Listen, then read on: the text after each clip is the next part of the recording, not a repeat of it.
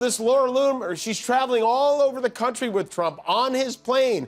Not only has she been pushing the cat and dog eating lie, today she said Haitian immigrants aren't just eating cats and dogs, they eat humans. Even Marjorie Taylor Greene called her out on it. She wrote, "This is appalling and extremely racist. It does not represent who we are as Republicans or MAGA. This does not represent President Trump." Ever wonder what happens when a comedian roasts the most thin-skinned president in history? Jimmy Kimmel just found out, and boy oh boy, it's a doozy. Before we move on, I'd like to ask you a small favor. If you appreciate this content, please take a second to like this video and subscribe to the channel. Over 98% of you watch the videos without subscribing. It costs you nothing, but it makes a huge difference to us. So did you click the subscribe button? Great, thank you so much. Now back to the video. But Trump's throwing a full-blown tantrum after Kimmel's latest zingers. It's like watching a toddler trying to tweet with boxing gloves on. Stick around to see how our very stable genius handles a few jokes about his better half and some wacky supporters. Melania Trump made a rare appearance in compliance with Section 3, subsection 2.7 of her prenuptial agreement. Good evening, New York City, our hometown. Let's seize this moment and create a country for tomorrow. In her still today,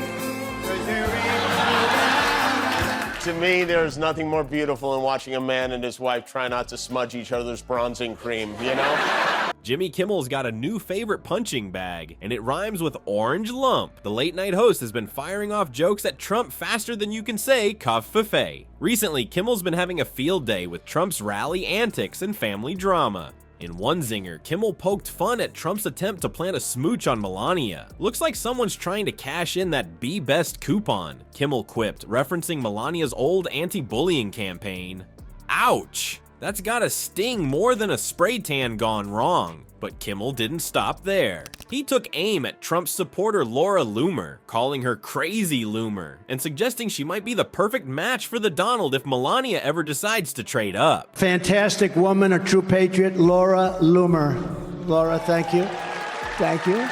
Thank you, Laura. Every damn day we see another story about illegal aliens going to the Ritz-Carlton, illegal aliens getting free flights, illegal aliens getting free clothes and free cell phones, and someone's gonna snap. Kamala Harris gets elected as president of the United States. We are going to have an Islamic caliphate in this country. Talk about a low blow. It's like watching a comedy roast, but with more political fallout. These jokes hit Trump where it hurts, his ego and his image. It's like Kimmel found Trump's kryptonite and it's shaped like a punchline. But why are these jokes so effective? Well, humor can be a powerful political tool. It's like a Trojan horse for criticism, sneaking past people's defenses and making them laugh before they realize they're agreeing with you. So how does the Donald usually respond to these jabs? The Big Orange Circus came to Madison Square Garden last night. The clueless Klux Klan showed up in force for what I think may have been the nuttiest Trump event of all time, and that includes the press conference he had last week to talk about Trump made such a mess with Puerto Ricans, they're now throwing paper towels at him. It was ugly, it was mean, it was hateful, it was racist, anti-Semitic, it was stupid. They really pissed off Puerto Ricans to the point where Bad Bunny had to get involved, and that's when you know you got a problem.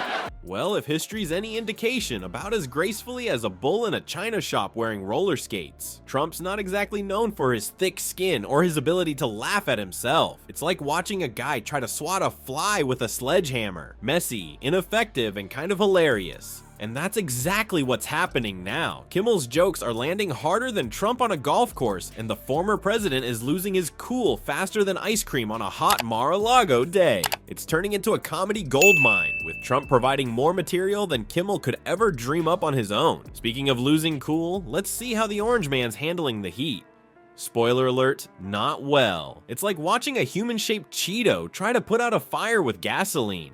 You'd think a guy with hair that defies gravity could handle a little ribbing, right?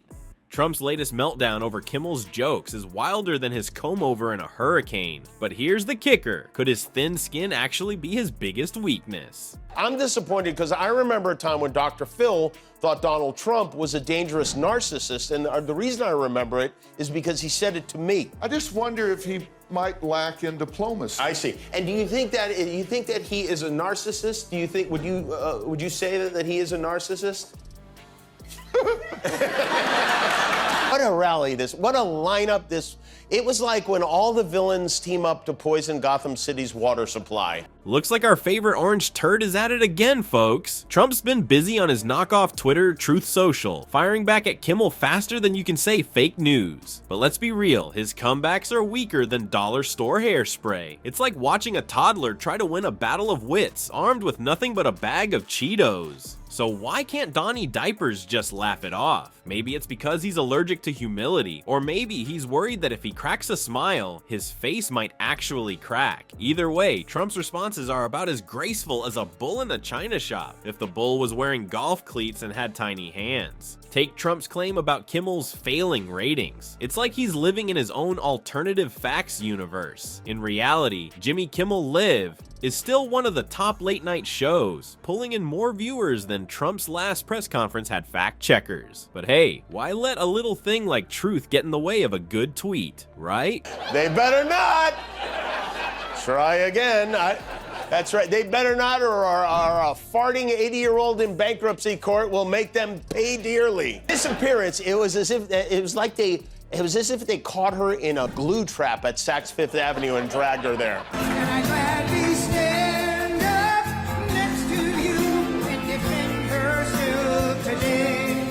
This whole event, his whole platform is immigrants are dangerous, immigrants are killing our country, we have to stop the immigrants. And now, from Slovenia, please say hello to our former First Lady, Melania Trump. Now, you might be wondering why Grumpy Trumpy can't take a joke. Well, turns out there's some sciencey stuff behind it. Psychologists say people with big egos, and we're talking huge here, often struggle with humor, especially the self-deprecating kind. It's like their funny bone is connected directly to their ego, and every joke is a personal attack.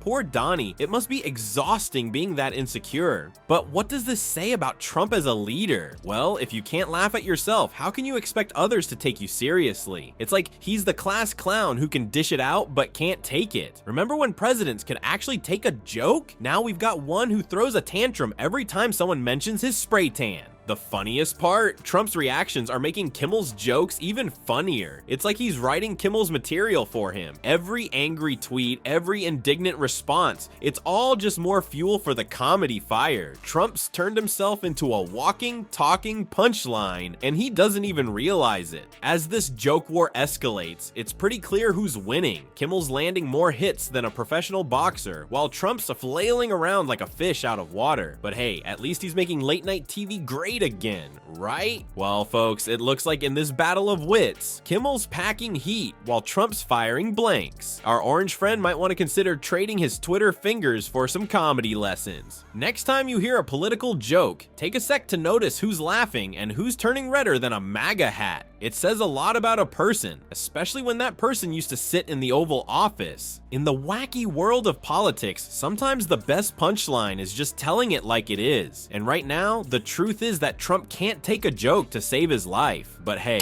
at least he's keeping late-night hosts in business. Who knew being thin-skinned could be so entertaining?